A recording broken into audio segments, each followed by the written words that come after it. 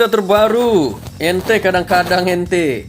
Ada petarung MMA berinisial MK yang seorang warga negara Vanuatu dideportasi pada tanggal 22 Agustus 2022.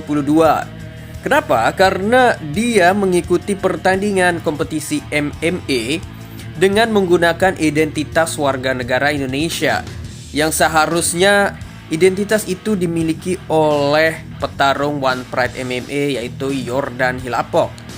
Nah, mereka bertemu di Hans Academy dan mengenal satu sama lain. MK ini merupakan warga negara Vanuatu yang berkuliah S1 di UNS, yaitu Universitas 11 Maret di Surakarta dengan jalur beasiswa S1 dan kemudian melanjutkan UNS mengambil S2 tapi tidak selesai dan di DO.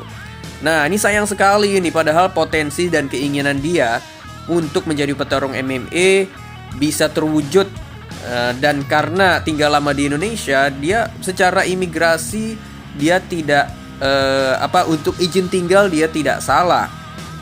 Yang salah adalah menggunakan identitas orang lain, yaitu warga negara Indonesia, untuk mengikuti kompetisi suatu ajang MMA di Indonesia. Ini sayang sekali nih. Sebenarnya kalau dia ingin berniat menjadi petarung profesional di Indonesia, dia bisa berusaha untuk menjadi warga negara Indonesia karena memang mungkin mencintai negara Indonesia, tapi caranya salah.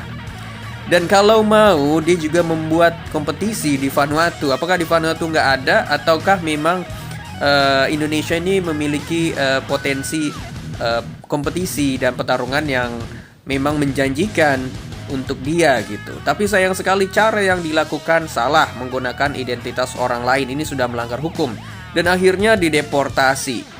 Ini memang ente, bagaimana ente nih, gimana nih, nggak jelas banget. Sayang sekali itu karena membawa nama seorang petarung MMA menggunakan identitasnya dan tentunya itu akan menjadi kesalahan.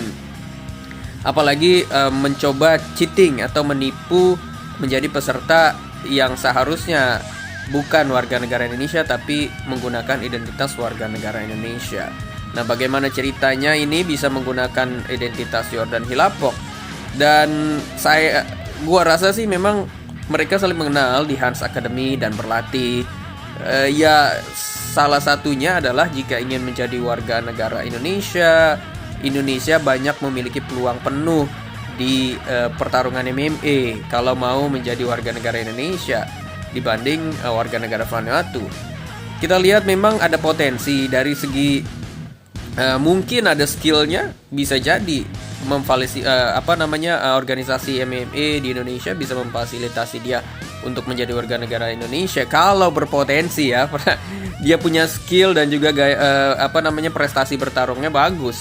Tapi untuk mengikuti ajang lomba yang belum terlalu besar, dia mengikuti tersebut dengan cara yang salah, menggunakan identitas identitas warga negara Indonesia. Ini sungguh luar biasa, nggak bisa diterima sih. Dari untuk mengikuti lomba aja udah cheating, udah menipu, apalagi nanti mengikuti pertandingan yang lebih besar lagi. Ini luar biasa. Ini bisa menjadi pelajaran buat yang lain, petarung-petarung MMA, tolong berhati-hati dan juga tidak bisa menggunakan segampangnya itu menggunakan identitas orang lain untuk bertarung di suatu ajang perlombaan ya, bukan hanya MMA tapi di perlombaan yang lain lah gitu, olahraga yang lain, apalagi di negara orang lain seperti di Indonesia.